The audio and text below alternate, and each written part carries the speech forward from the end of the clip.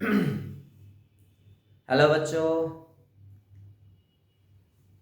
तो मैं आर्यन आप लोग को क्लास 8 का चैप्टर नंबर 1 साइंस का लेके आया हूँ, जिसका नाम है चैप्टर नंबर 1 का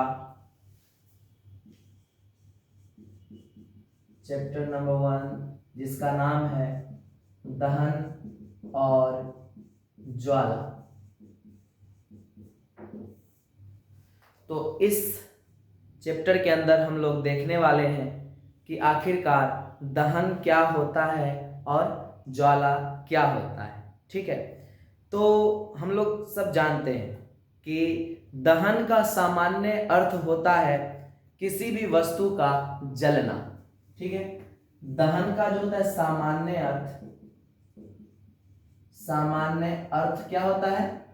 किसी भी पदार्थ का जलना, किसी भी पदार्थ का जलना।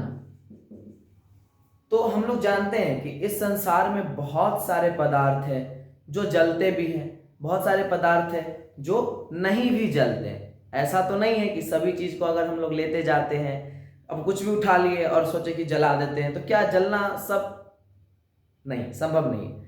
हर चीज को जलाना संभव नहीं है। ठीक है, तो दहन का मतलब ही होता है किसी पदार्थ का जलना।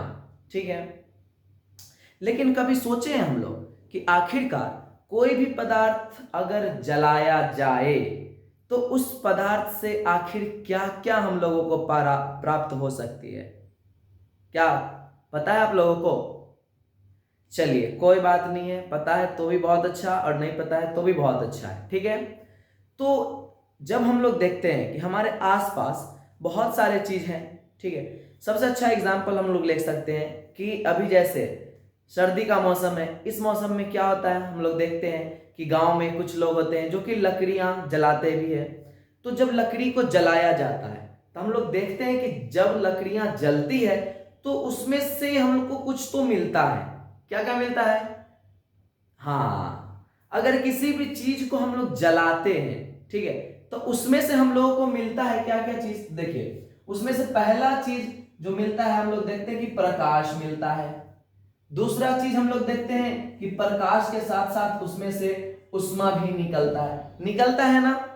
निकलता है ना? हाँ, तो उष्मा भी निकलता है, प्रकाश भी निकलता है। लेकिन क्या यह प्रक्रिया जलने का जो होता है वो किस चीज की वजह से होता है? आखिर कोई भी वस्तु जलता है तो किसकी उपस्थिति में जलता है या किसकी अनुपस्थिति में जलता है, तो हम लोग तो नहीं जानते हैं ना अभी। तो फिलहाल हम लोग देखते हैं कि आखिरकार कोई भी वस्तु को जलाया जाए तो उसके लिए हम लोग को किसकी उपस्थिति होनी चाहिए। तो दहन वहीं से हम लोग का कहलाता है। क्या वो हम लोग देखते हैं। दहन का मतलब होता है कि वैसा रासायनिक प्रक्रिया, ठीक है, वैसा रासायनिक प्रक्रिया जिसमें कोई भी वस्तु वायु या ऑक्सीजन की उपस्थिति में जलाया जाए और जब वह जले तो उसमें से क्या हम लोग को मिले? प्रकाश और उष्मा मिले। उसी को हम लोग क्या कहते हैं? दहन कहते हैं। क्या कहते हैं उसको? हम लोग दहन कहते हैं। ठीक है, तो दहन किसे कहेंगे? सबसे पहले हम लोग लिखते हैं दहन क्या होगा। तो दहन क्या होगा? हम लोग लिखते हैं वैसी रासायनिक प्रक्रिया। क्या होगा? वैसी रासायनिक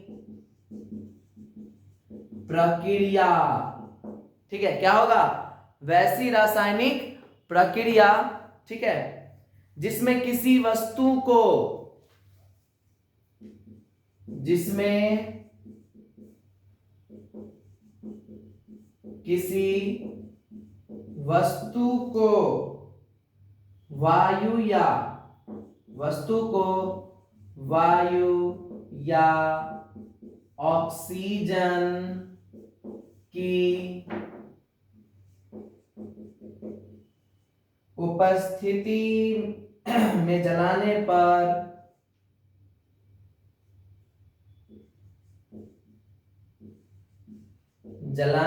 पर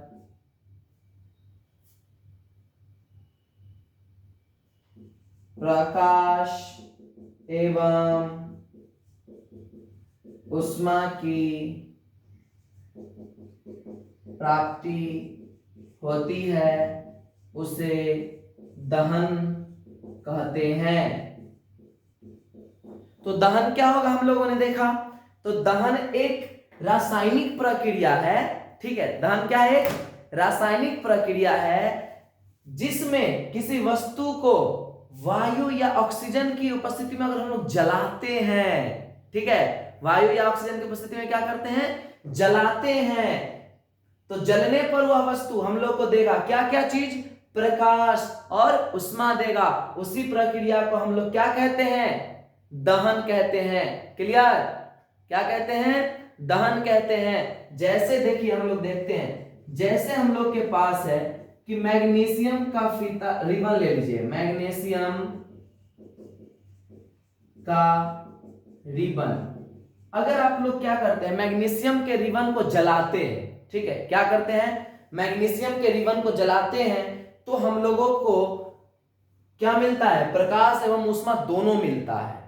किसको, मैग्नीशियम के रिबन को अगर हम लोग क्या करते हैं, जलाते हैं, तो हम लोग को क्या मिलता है, प्रकाश और उष्मा मिलता है। इसके लिए हम लोग समीकरण लिखते हैं। समीकरण देखिए, समीकरण है जैसे मैग्नीशियम है प्लस इसको ऑक्सीजन की उपस्थिति में जैसे ही हम लोग जलाते हैं, तो हम लोग देखते हैं उपस्थिति में जैसे ही जलाओगे तो ये बन जाएगा MgO, प्लस में प्रकाश भी देगा और प्रकाश के साथ साथ इसमें से उष्मा भी निकलेगी। क्या देखें कि जब मैग्नीशियम को ऑक्सीजन की उपस्थिति में जब जलाते हैं तो मैग्नीशियम ऑक्साइड बनता है और क्या प्राप्त होता है, प्रकाश और उष्मा प्राप्त होता है। सबको क्लियर हो रहा है ये सब, कोई दिक्कत इसमें, चलिए कोई दिक्कत, चलिए ठीक है, इसका स्क्रीनशॉट ले लीजिए आप लोग। चलिए ठीक है, इसको हम लोग मिटाते हैं और आगे देखते हैं।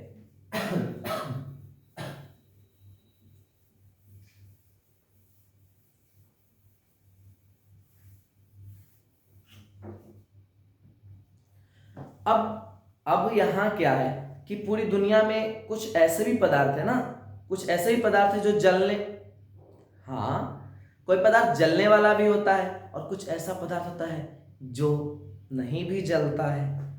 क्या, तो आखिर क्या ऐसे ऐसे पदार्थ को हम लोग क्या कहेंगे, ऐसा पदार्थ जो जल जाए यानी जिसका दहन होना संभव हो, ऐसा पदार्थ जो न जले यानी जिसका जलना संभव हो ही नहीं, आखिर ऐसे पदार्थ को हम लोग क्या कहेंगे, इसको तो जानना पड़ेगा ना हम लोगों को। ठीक है, तो इसको हम थोड़ा सा नोट के अकॉर्डिंग लिखते हैं हम लोग, ठीक है, नोट से समझिएगा सारा चीज क्लियर हो जाएगा। ठीक है, चलिए जैसे नोट नंबर 1 हमारा है, नोट नंबर 1 कहता है हम लोगों को ऐसा पदार्थ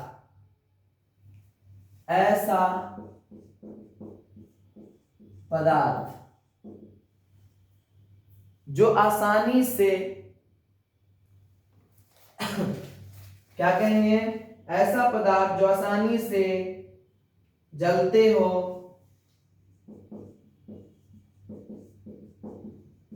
आसानी से जलते हो या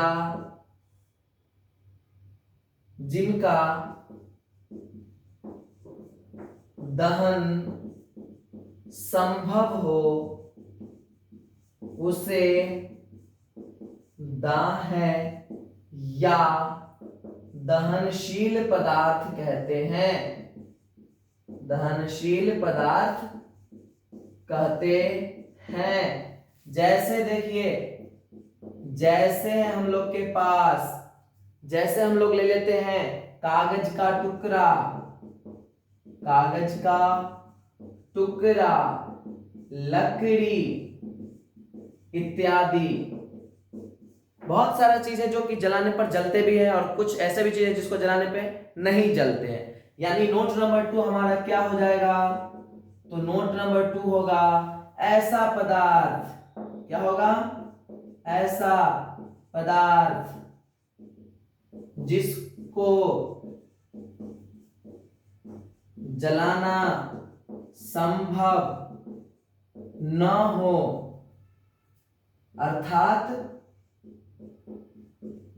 अर्थात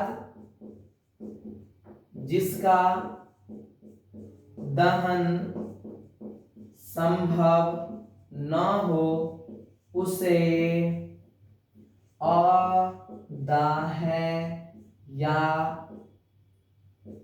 अदहनशील पदार्थ भी कहते हैं।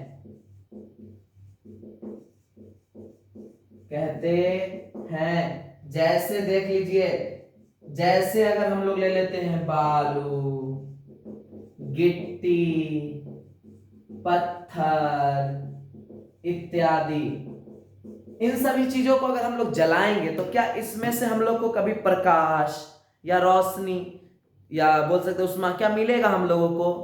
कभी नहीं मिलेगा, कभी नहीं मिलेगा।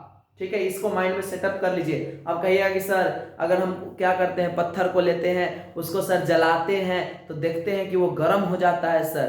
तो जब गर्म हो जाता है तो किसी भी चीज की क्षमता होती है वो अपने अंदर क्या करता है, ऊष्मा को अवशोषित कर लेता है। ठीक है, जैसे देखते हैं कुम्हार के यहाँ जब जाइए आप देखिएगा कि उसके पास घड़ा होता है।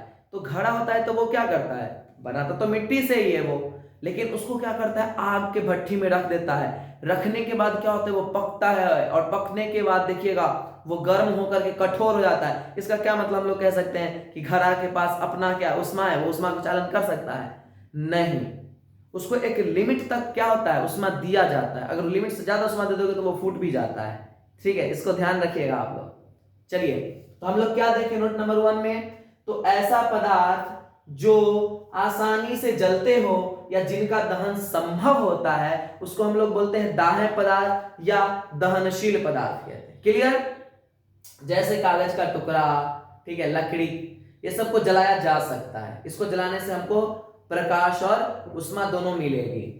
आगे है ऐसा पदार्थ जिनको जलाना संभव न हो, अर्थात जिसका दहन संभव ही नहीं होता है। ठीक है, ऐसे पदार्थ को अदाह्य या अदहनशील पदार्थ कहते हैं। क्लियर है यहां तक सभी को? कोई दिक्कत? चलिए, कोई दिक्कत नहीं है तो बहुत बढ़िया।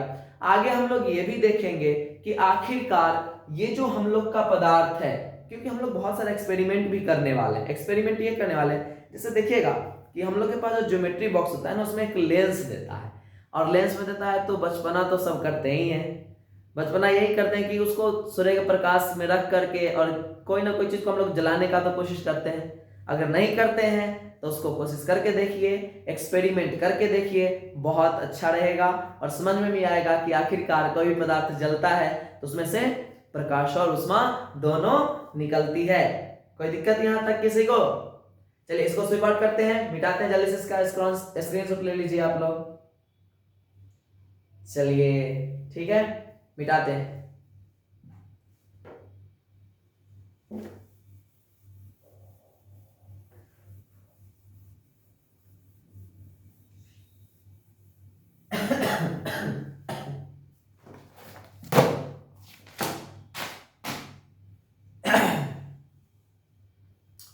देखिए, अब हम लोगों का जो आगे है वो है कि कोई भी पदार्थ जो जलता है, ठीक है, तो अब हमारे पास ऐसे भी पदार्थ होते हैं जो जल्दी जल जाते हैं।